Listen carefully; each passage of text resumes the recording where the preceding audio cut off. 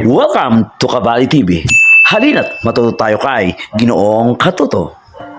Saknong 207 hanggang 231, si Adolfo.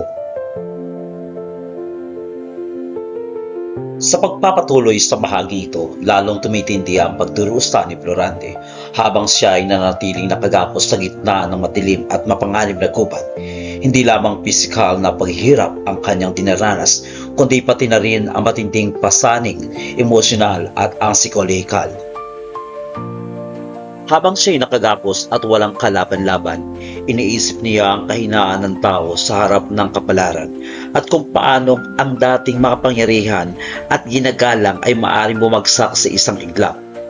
Ang kanyang kalagayan ay nagsilbing paalala na sa dangal, kapangyarihan at katanyagan ay panandalian lamang at maaaring maagaw ng mga taong puno ng inggit at kasamaan. Dahil dito, unti-unting tinatanggap ang posibilidad ng kanyang kamatayan, bagamat may takot at panghihinayang pa rin sa kanyang puso. Patuloy ring nangibabaw sa kanyang isip ang pag-ibig ni Laura na itinuturing niyang tanging liwanag sa gitna ng kanyang madilim na kalagayan. Sa kabila ng kanyang pagdududa, hindi niya lubusang magawang isipin na siya ay tuluyang nagtaksil.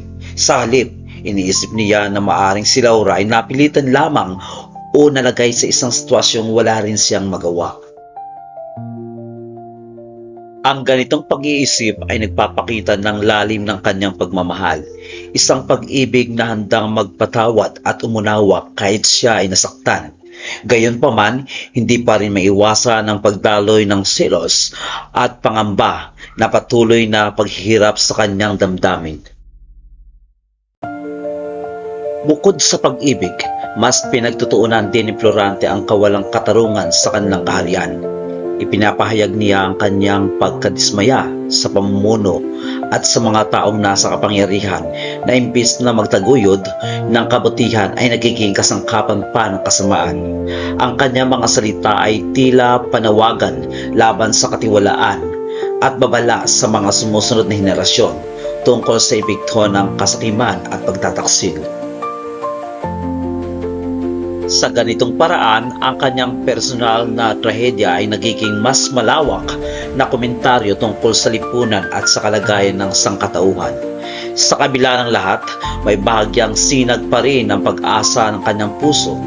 Bagamat tila malabo, iniisip niya na maaring may isang taong darating upang iligtas siya o magbigay ng katarungan sa kanyang sinapit. Ang pag-asang ito ay kahit na maliit ay nagbibigay sa kanya ng dahilan upang magpatuloy sa gitna ng matinding paghihirap. Gayunpaman, nanatiling nangingibabaw ang kanyang pagdurusa kaya't ang bawat sandali ay puno ng paghihintay kung siya ba ay may liligtas o tuluyang mapapahamak.